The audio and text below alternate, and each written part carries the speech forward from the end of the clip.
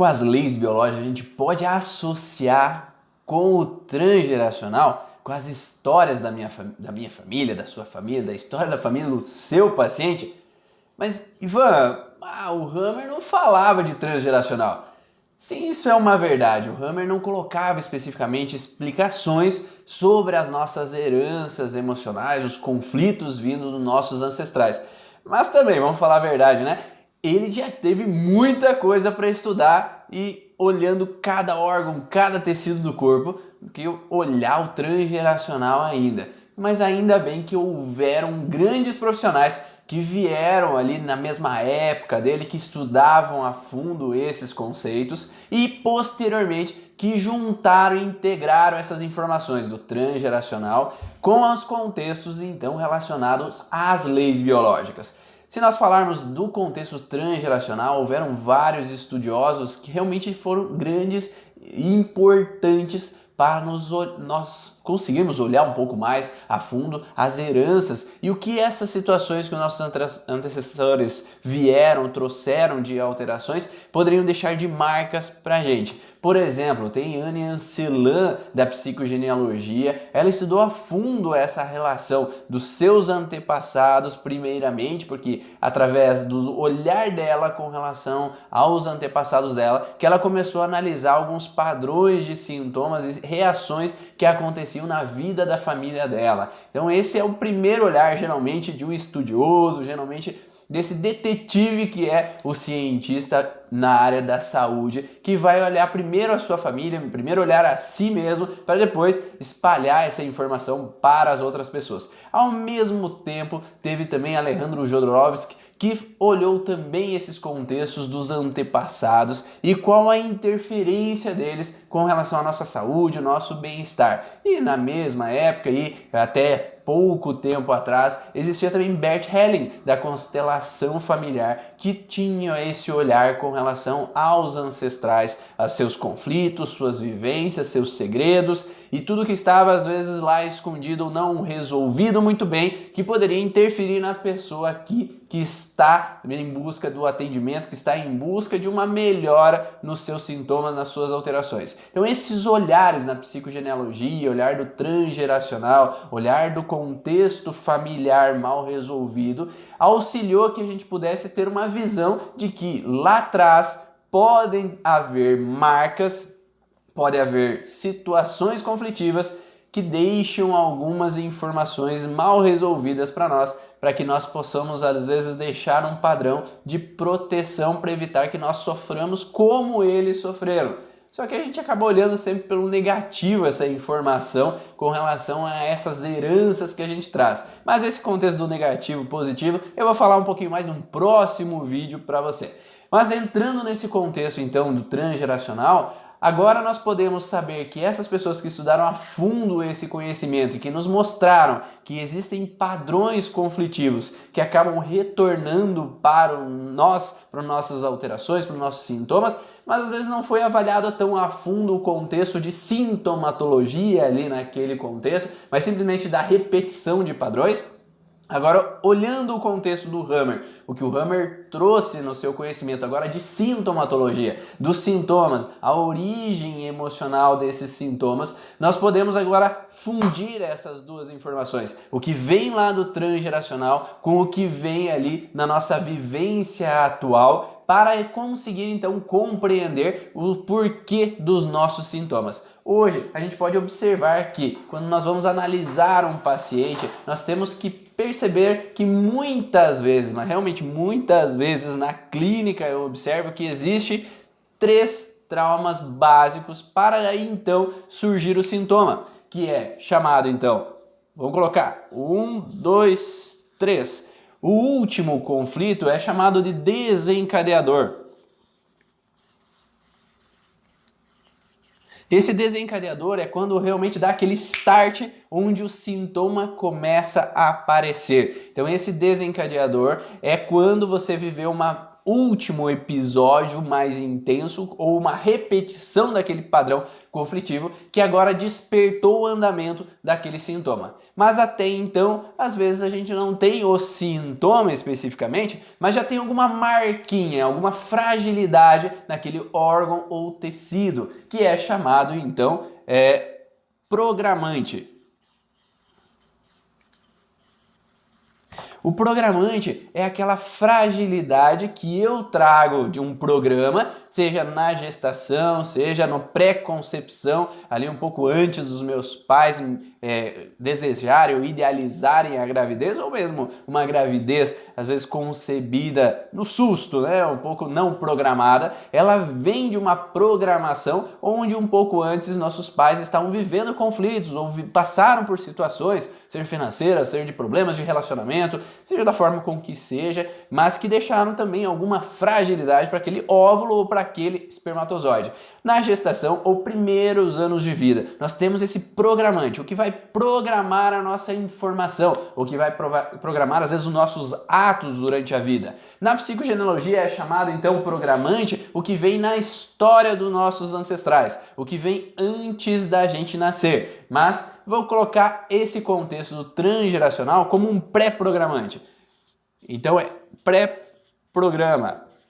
Esse pré-programante, ele vem então do que os nossos ancestrais trouxeram de frustrações, seja as vivências com guerra, as vivências ao vir para o Brasil, por exemplo, quem mora aqui no Brasil, então veio de Portugal, veio da Espanha, veio da Alemanha, toda aquela frustração em vir, ou as guerras que tiveram lá e que forçaram a vir, ou tudo que o processo de falência, fome, dificuldades que deixam um pré-programa dentro do nosso inconsciente, deixando propensões a fragilidades nos nossos terrenos. O que é o terreno? É o órgão em si. Então, cada órgão às vezes traz suas fragilidades. Algumas pessoas têm mais fragilidades ao pulmão, outras mais ao intestino, outras mais provocando dores de cabeça e outras mais em rim, cada um devido a um programa, um pré-programa. Não se fala, às vezes, frequentemente que teu pai, teu avô teve pressão alta, você tem uma propensão a ter pressão alta. Esse é um pré-programante. Só que o pré-programante não é pressão alta, é o conflito que levou à pressão alta. Então esse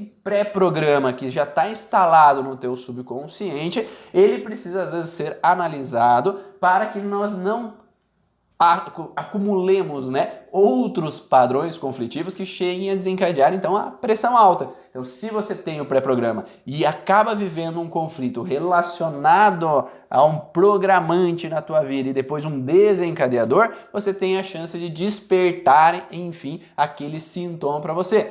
Tua mãe e tua avó tiveram diabetes, você tem uma propensão em ter diabetes. Ou a tua mãe, a tua tia tiveram câncer de seio. Agora você tem uma propensão a ter câncer de seio. Então esse pré-programante hereditário, ele deixa alguma marca. Não necessariamente que essa marca vai ser desencadeada, depende de você viver ou não o conflito programante e o conflito desencadeador. Se não há esses três conflitos, em geral, não há o despertar dos sintomas. Existe sim algumas pessoas que vivem somente o contexto na sua própria vida. E geralmente eu encontro quando há um conflito muito intenso, sabe? Um conflito às vezes de um abuso sexual, um perigo eminente de morte, um assalto intenso. Então quando o conflito é um disparador muito intenso, essa pessoa já pode ligar então um alerta diretamente na sua história de vida. Mas em geral, há muitos pacientes que trazem então uma propensão de fragilidade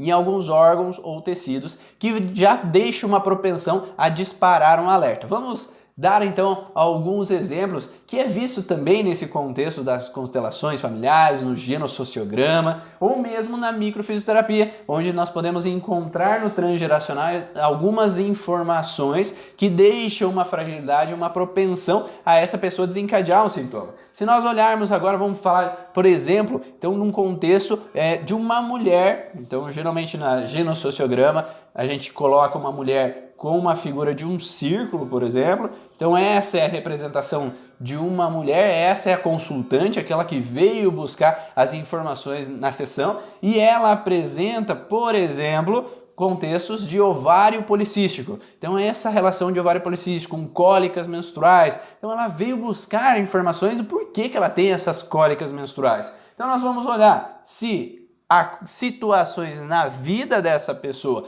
que trouxe esse contexto, que segundo as leis biológicas, esse princípio de ovário policístico ele tem a ver com situações de perdas, então perdas intensas, frustrações. Será que você perdeu o pai ou a mãe? Será que você perdeu algum parente muito próximo que era teu? Será que você teve uma perda de algum animal de estimação que foi intenso para você? E depois a gente pode olhar na história da família, sendo o pai aqui, a mãe aqui, se há informações nesse sentido de perdas ou separações. Então a gente vai olhando no contexto familiar aonde pode ter sido vivido situações de bloqueio ou alteração. E aqui às vezes a gente pode perceber que essa avó, ela teve uma perda de filhos, né? Então ela perdeu filhos na vida dela, crianças que morreram cedo, ela se sentiu às vezes incapaz de poder evitar perder um filho que passou por uma doença, por uma dificuldade que lá naquela época na vida dela não existia tanto esse auxílio médico, ela morava no interior, era afastado e ela se sentiu totalmente impotente de evitar essa situação de perder aquele filho. Então ela traz uma propensão a uma fragilidade que vem então possivelmente a desencadear uma frustração com perda. Então ela vem numa frustração de perder alguém e se eu perdo alguém, o que acontece comigo? Eu fico sempre no medo de repetir a história. Por quê? Se eu sofri, eu não quero sofrer de novo. Então ela traz uma informação, se principalmente essa perda foi antes da mãe da nossa consultante, ela traz a informação que é perigoso perder filhos. Então ela liga um alerta para a mãe dessa consultante que é perigoso perder filhos, porque minha mãe perdeu, eu não quero perder de novo. Só que isso não é nada consciente, ela não está pensando, minha mãe perdeu filhos, agora eu não posso perder o meu. Às vezes essa mãe nem sabe do aborto que a mãe dela teve, ela nem tem conhecimento, nem soube tanto sobre a perda do irmão, da irmã lá antes dela, mas ela tem no inconsciente essa informação, porque essa mãe, ao perder esse filho, nas outras gestações, ela tinha um medo de repetir a história. Então ela era hiperprotetora, cuidadora, para evitar que aconteça aquele processo. Então essa mãe já vem com uma fragilidade de alerta, um medo anticipativo de acontecer uma situação. Então ela se torna de proteção, protetora também. E essa filha aqui, quando ela possa viver, às vezes uma gestação que tem algum risco, um sangramento, ou quando ela traz uma situação que na infância ela teve uma insegurança de medo de perder, não necessariamente um filho, mas medo de perder a mãe dela, por exemplo, ela liga esse alerta e programante. Então ela traz o transgeracional, o pré-programante, ela vivencia lá nos primeiros anos de vida o programante e depois, talvez, quando um irmão passa por um acidente, que ela se sentia responsável em cuidar desse irmão, que é um irmão talvez mais novo que ela, então ele passa por uma situação e ela se sente incapaz de poder proteger, ou uma situação mesmo com filhos, onde passa por um internamento, uma dificuldade, e ela se sente nesse contexto de incapacidade em poder cuidar dessa criança, evitar com que ela sofra. Então essa sensação às vezes de um aborto realmente, ela revive a história talvez da avó, então essa reativação desencadeia um desencadeador que pode gerar então as cólicas menstruais, o contexto de ovário policístico. Mas Ivan, e se ela tem ovário policístico já antes, na menstruação, já quando ela começa a ter menstruações, vai fazer exame e ela já tem ovário policístico? É porque há alguma situação já de fragilidade anterior, que ela tinha medo de perder a mãe, ela viveu mais de uma situação, ou preocupação com o pai dela, ou preocupação com o irmão dela mesmo antes de começaram as menstruações. Então ela já tinha uma fragilidade, um gatinho que morreu ali na infância dela, ela teve esse contexto de perda que foi doloroso para ela, ainda mais se ela via aquele gatinho como realmente algo muito prazeroso, gostoso de estar junto com aquele animal, ela tinha prazer em brincar com aquele animal, então deixou uma fragilidade, uma propensão a entrar nesse contexto de alteração. Então, sabendo esse processo, a gente pode corrigir agora o início pré-programante. Por que é interessante mexer no transgeracional? Porque se nós corrigimos só o desencadeador, o que essa pessoa viveu, por exemplo, aos 5 anos de idade, aos 7 anos de idade, quando ela lembra do que aconteceu, né? Ela vai corrigir então esse desencadeador, mas se fica o programante, que é os primeiros dias de vida, uma preocupação com a mãe ou no parto, ou na gestação, alguma situação de alerta, do medo de perder, que possa ter acontecido com a mãe dentro, então, quando essa menina estava na barriga da mãe, ela tem já um programante que não é consciente, porque na gestação ela não lembra, no começo da vida dela ela não lembra dessa informação. Mas esses dois, que é a avó e a mãe, ou o começo da vida dela, está gravado dentro dela. E quando a gente corrige somente o desencadeador, não é muito difícil de acontecer de novo uma situação de perigo de perda que vai desencadear de novo o sintoma. Pode ser quando a mãe dela vem a falecer, então ali na vida adulta, quando essa filha já está com 40 anos e a mãe já com 60, 70 anos, ela vem a falecer e aí vivencia de novo um senso de perda de alguém. E essa perda gera um desencadeador que vai voltar a ter um sintoma, que pode ser, às vezes, um sintoma no período menstrual, ou quando ela entra na menopausa, ela entra, às vezes, por exemplo, nos fogachos, nos calorões, ou simplesmente aquela sensação de medos antecipativos de perder os meus. Então eu fico nesse alerta e insegurança e eu fico sofrendo por antecipação, sempre alerta que algo vai acontecer. Então começam os medos, as inseguranças que impossibilitam que essa mulher viva tranquilamente as situações do dia a dia. Por exemplo, esse é um dos detalhes que a gente encontra frequentemente na história da clínica. Vamos dar um exemplo agora masculino, né? Então, um homem que pode trazer um contexto, por exemplo, onde traz um diabetes lá na história da família, traz problemas de quadril, traz problemas de dor lombar, por exemplo, geralmente está relacionado a conflitos onde o diabetes eu não pude resistir a uma situação, me opor a uma situação, o quadril geralmente tem o mesmo padrão parecido, que é eu não poder me opor a alguma situação, confrontar uma situação ou dar suporte aos meus próximos. Por exemplo, pode ser esses detalhes. Ou a lombar, muitas vezes, no sentido de eu ter que me submeter profundamente a uma situação que aconteceu. Mas vamos colocar o diabetes, por exemplo. Então, se a pessoa traz um histórico, por exemplo, onde o pai tem diabetes, e esse homem aqui, o irmão daquela menina anterior, ele traz uma situação onde ele começa a ter alterações com relação à glicemia, ele está num pré-diabetes. O que a gente vai olhar? Que ele já tem um desencadeador, ele já tem algo que deu a propensão a ele entrar na fragilidade.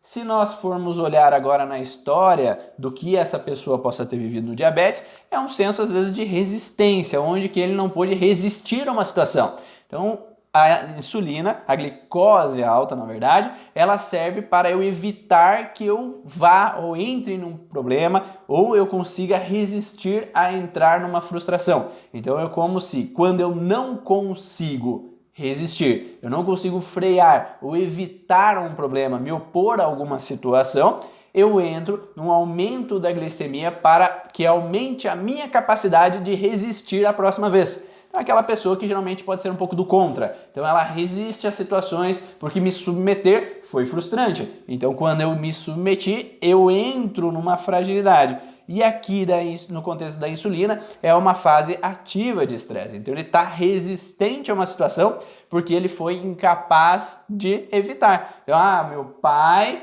e minha mãe, agora quando eu tenho 15 anos de idade, me obrigaram a mudar de cidade com eles e eu perdi meus amigos, eu fiquei muito frustrado, eu ainda estou incomodado com essa situação de mudança que é incômoda para mim, porque eu deixei todo mundo para trás. E aqui essa cidade é muito pequena, essa cidade é isso, é aquilo, e eu não suporto morar aqui. Então ele tem esse senso de resistência porque ele não pôde resistir anteriormente. Então ele pode agir de formas um pouco confrontantes com o pai, porque foi o pai que mudou de emprego e eu tive que vir para cá. Então ele pode ter alguns picuinhas, alguns confrontamentos cada vez que o pai tenta impor alguma coisa para ele. E ele então resiste sempre, porque quando eu não pude resistir antes, agora eu vou tentar resistir a toda e qualquer situação. Então ele pode ser um pouco mais confrontante nesse caso.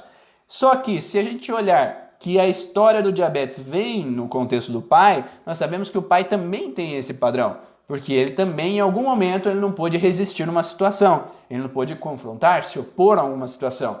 E aí entra um filho opositor com um pai opositor. Alguém tem que ceder. E quem cede geralmente entra na fragilidade e continua entrando no padrão da glicemia, da alteração nesse sintoma. Então vai tendo umas picuinhas entre os dois, confrontamentos, e ninguém aceita ceder, ninguém aceita recuar, porque recuar é me frustrar de novo com relação à situação desse contexto da glicemia.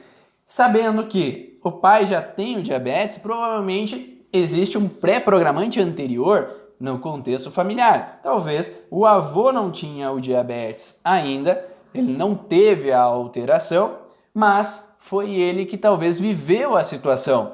E o diabetes, nesse caso, nós estamos falando de ele não pôde se opor a uma mudança, ele teve que ir para outro lugar. Então o que a gente vai olhar? No transgeracional, quem teve que ser forçado a mudar para alguma cidade, para um outro país, e às vezes não queria.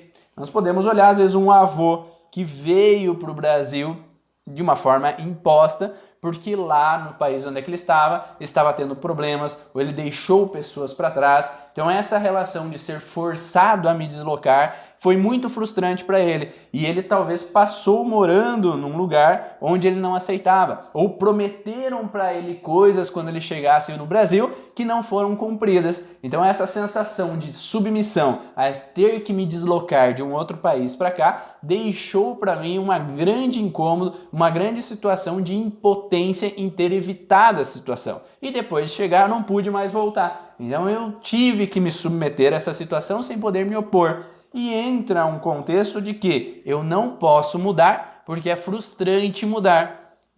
Faz com que então os descendentes entrem numa questão no pré-programante transgeracional, já às vezes até num contexto de personalidade, de não querer me submeter a mudanças. Tudo que muda o meu cronograma, tudo que muda... vamos falar assim que a esposa chegou em casa e falou: você estava programando jantar aqui, mas vamos jantar fora?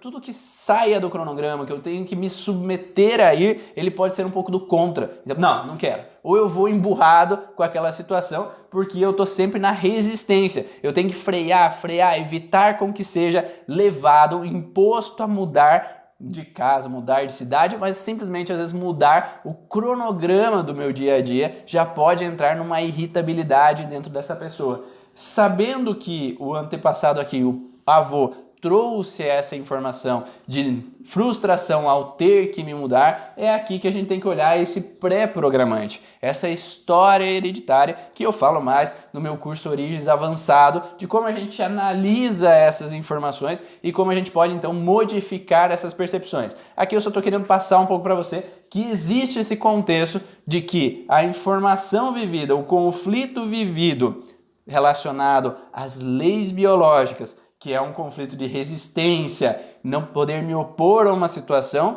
ele pode ser trazido do transgeracional e afetar o órgão da mesma forma como a gente analisa a pessoa, o indivíduo que vem no consultório. Então, da mesma forma que esse teve uma situação de não poder se opor, resistir a uma situação, mas ele não pôde se resistir, ele teve que se submeter, traz uma informação do transgeracional da mesma qualidade, talvez uma intensidade um pouco diferente, que é diferente mudar de um outro país do que mudar de uma cidade para outra, mas a sensação, a percepção é a mesma. E se ele vive essa percepção como igual a que veio do transgeracional, ele tem então um disparador que pode então começar a desencadear aquele sintoma que ele já tinha uma propensão no transgeracional. E até essa propensão, ele me dá um contexto de eu já ter uma fragilidade ou uma forma de personalidade mais propensa eu agir dessa forma ao invés de agir de outra forma. Então eu posso ser um pouco mais resistente ao invés de eu lidar com aquela situação mais com um senso de perda, porque eu posso ter vivido simplesmente ao me mudar uma sensação de perder as pessoas que estavam lá, mas para esse indivíduo aqui a percepção maior foi de resistência, que ele não pôde se opor à situação. Então, ao invés desse lidar como a irmã dele com frustrações de perda, ele tem uma propensão maior a lidar com as situações nessa resistência de não aceitar ter que às vezes se submeter ou evitar ceder a alguma situação que é incômoda para ele. Não sei se está sendo claro para vocês.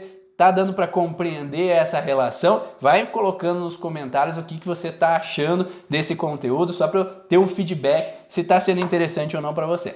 Agora, vamos colocar uma outra situação que também é muito frequente na história da família. Vamos colocar aqui que essa mulher e esse homem tinham uma irmã mais velha.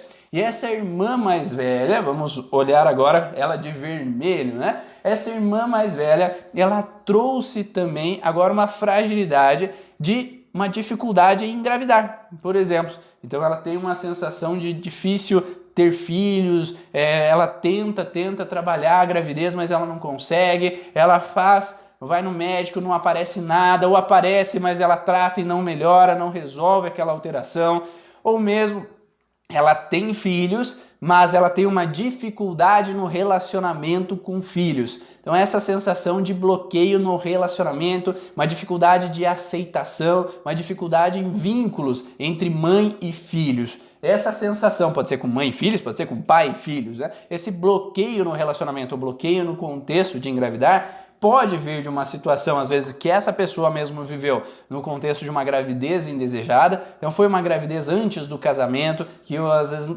tive dificuldade de aceitar aquela situação que aconteceu. Eu tive uma trava em engolir aquele processo que ocorreu, houve julgamentos, ou meu marido agiu de alguma forma na época da gestação que eu não aceitei. Então estar grávida era um incômodo, porque eu não posso chutar o balde nesse relacionamento. Então podem ser situações às vezes indesejadas ou com muitos filhos. Então eu já tenho 2 filhos e agora engravidei de um outro e eu não aceito aquela gravidez, eu tenho dificuldade com aquela situação. Isso pode gerar uma dificuldade dessa mãe aqui, então, com relação ao seu filho ou à sua filha, com relação a esse bloqueio na aceitação com relação àquela gravidez. Mas esse vínculo de aceitação pode não ser simplesmente dessa mulher. Ela pode trazer, às vezes que ela já tem um bloqueiozinho com a mãe, ela já tem algumas dificuldades nesse relacionamento com a mãe, porque lá atrás, no transgeracional, a gente pode encontrar, por exemplo, então a mãe, o pai, a mãe, o avô, o bisavô dela, que teve, às vezes, engravidar antes do casamento. Então, esse homem e essa mulher engravidaram antes do casamento, mas aquilo ficou como fechado. Ninguém precisa saber. A mulher colocava as faixas no abdômen para ninguém saber que ela estava grávida. E aí a criança nasceu com 6 meses de gestação, mas eles já estavam casados. Mas ela entra nesse contexto, ou ele entra nesse contexto, de que foi aceito contra a vontade aquela situação, porque mudou todo o cronograma que eles tinham, não era esse o projeto de vida que ele tinha, mas ele teve que se submeter e morar com o sogro e com a sogra, ou ela morar com o sogro e com a sogra. Então não foi algo idealizado, algo bem desejado. Então aquela aceitação com esse filho ou com uma filha mais velha não foi algo legal. E isso cria um bloqueio, então, de relacionamento entre pai, filho, mãe, filho, e faz com que essa alteração gere uma dificuldade nesse entendimento, nessa relação entre pai ou mãe e filhos. E esse bloqueio, ele pode desencadear também algumas fragilidades com relação ou à parte, então, de dificuldades em engravidar para o padrão superior, ou até sintomas, às vezes na mulher, de um período menstrual. Às vezes tem mulheres que têm dor de cabeça devido a uma fragilidade que vem nesse sentido. E essa relação não necessariamente pode ter sido de uma gravidez antes do casamento, mas pode ter sido, às vezes, de uma amante que teve um filho e que foi um segredo na história da família. Então ele teve um filho antes do casamento ou durante o casamento, outra criança, um outro filho que não foi aceito, foi rejeitado, foi excluído. Então Bert Helling fala bastante dessas exclusões na família que acabam atrapalhando a ordem da família e desencadeando fragilidades para os seus sucessores. Então esse bloqueio de aceitação com um filho fora do casamento, ou uma gravidez antes do tempo, ou muitos filhos mesmo, chegou muitos filhos, chega uma hora que eu não quero mais ter, então essas gravidezes depois foram não bem recebidas, então cria um bloqueio na relação pais e filhos, que vai pegando para os sucessores, né, para os descendentes, aqueles que vêm posteriormente. E aí, se já tem uma fragilidade aqui nesse sentido, que é o pré-programante,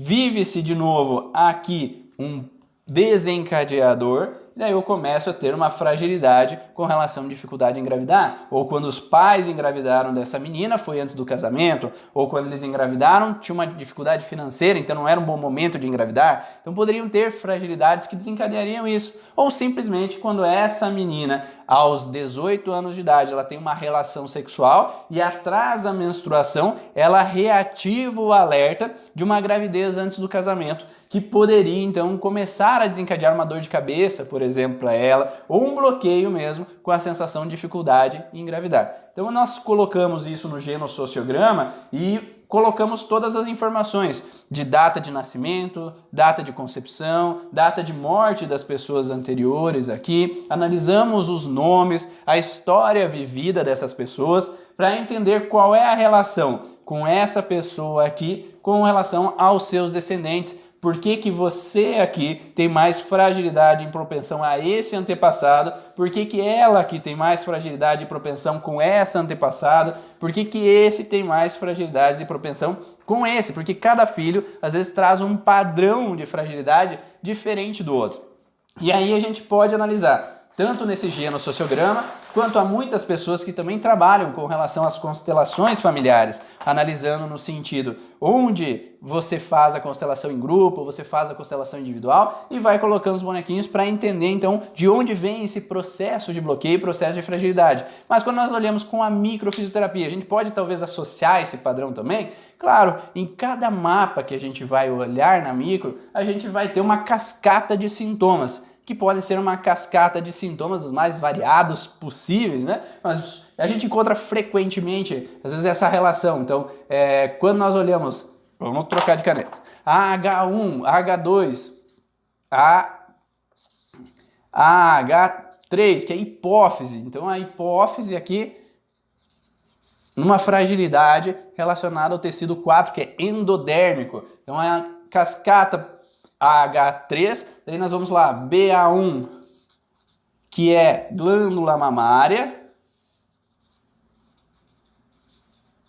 em tecido também, que é o tecido 8, que é o mesoderma antigo. Então nós colocamos hipófise, BA1, que é glândula mamária, e daí nós temos BA4, que é ovário, em tecido 4, por exemplo.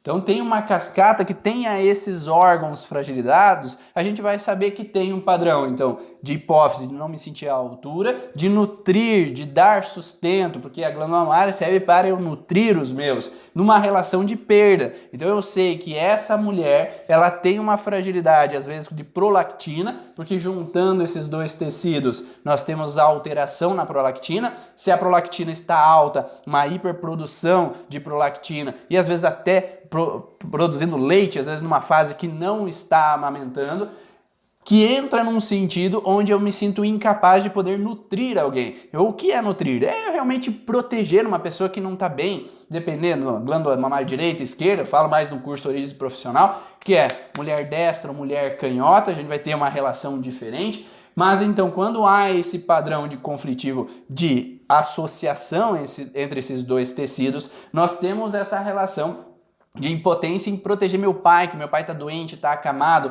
minha mãe passou por problemas, meu irmão está com algumas dificuldades, ou meu filho está doente, eu estou me sentindo impotente de poder ajudar de alguma forma, ou minha irmã faleceu e eu me senti realmente culpada de não poder ter feito algo, porque BA4 tem a relação de perda. Então, se nós temos esse sentido de perda estabelecido ali dentro dela, nós temos fragilidade em ovário, glândula mamária e a região da hipófise. Não necessariamente vai ter uma proliferação de células na hipófise, mas essa junção já tem uma alteração hormonal que é vista nos exames, que alguns médicos falam da dificuldade em engravidar por esses dois tecidos estarem fragilizados ao mesmo tempo. Por isso que é importante entender o que essa pessoa está vivendo. Mas será que ela está vivendo só isso ou vem talvez no transgeracional? A gente pode analisar, daí olhando no mapa do transgeracional, se tem a ver com ela, tem a ver com mãe, pai, avó, bisavó, trisavó. Então eu sei que na trisavó ela teve uma grande perda no sentido onde ela não foi capaz de poder nutrir um filho,